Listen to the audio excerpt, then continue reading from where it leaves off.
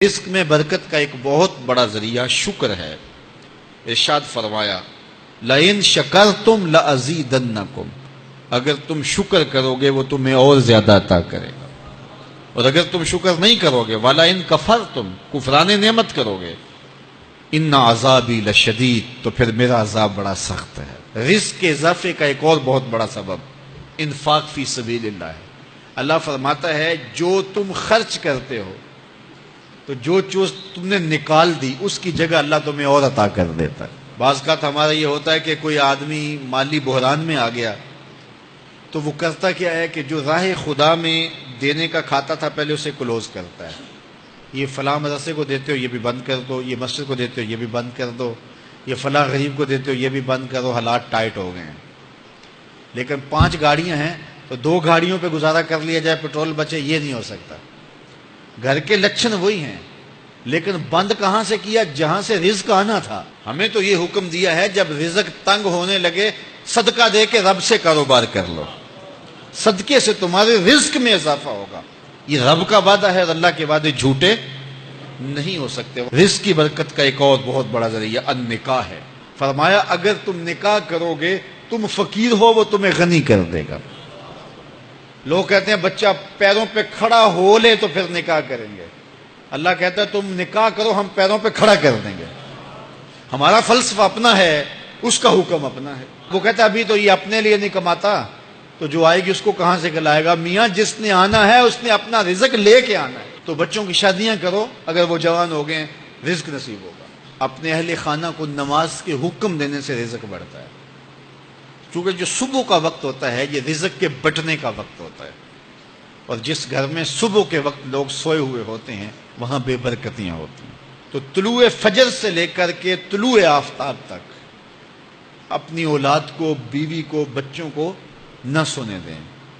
اس وقت رزق بٹنے کے لمحے ہوتے ہیں۔ کثیر دعائیں مانگیں، تلاوت کلام مجید پڑھیں، اور نماز فجر مرد حضرات مسجدوں میں جا کے باجماعت ادا کریں، اور گھروں میں جو ہے وہ بیٹیاں بہنیں مصلے بچھا لیں تو اللہ کی رحمتوں کا نزول ہوگا۔ اب ایک حدیث میں رزق کے اضافے کا ایک اور نسخہ ارشاد کیا گیا۔ میرے حضور نے فرمایا جو شخص یہ چاہتا ہے کہ اس کے رزق میں برکتیں ہوں اور اس کی عمر میں اضافہ ہو تو وہ اپنے رشتہ داروں کے ساتھ سلوک اچھا کرے۔ رشتہ داروں کے ساتھ اگر اچھا سلوک کرو گے تو پھر تمہارے رزق میں برکت ہو۔ غریب ہیں تو ان کی مدد کرو، ان کی بیٹیوں کی شادیاں اپنے ذمے لے لو اگر اللہ نے آپ کو وسعت دی ہے، ان کی پریشانیاں بانٹ لو، ان کا قرضہ ہے تو اتارنے کی کوشش کرو، ان کو مشکلات سے نکالنے کی کوشش کرو۔ تم ان کو مشکلات سے نکالو گے اللہ تمہیں مشکلوں سے نکالے گا۔ تمہارے رزق میں بھی برکتیں ہوگی اور تمہارے مال میں بھی برکتیں ہوں گی۔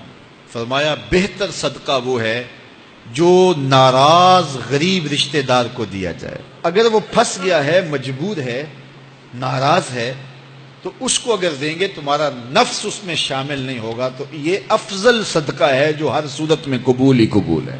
رزق کے اضافے کا ایک اور سبب الاحسان الی الضعفاء، جو کمزور لوگ ہیں ان کے ساتھ اس نے سلوک کرنا۔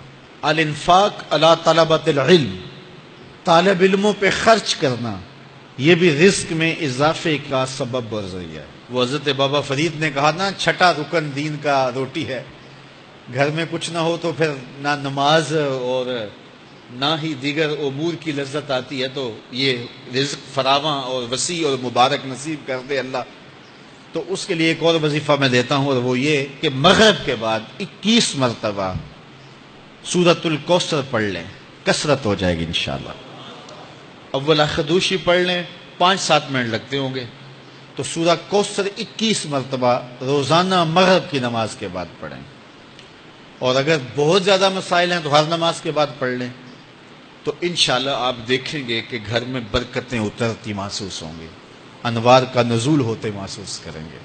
تو یہ وہ رزق کے اسباب ہیں، اگر ہم اختیار کر لیں تو ہم اللہ کی خاص رحمتوں کے حقدار ہوں گے۔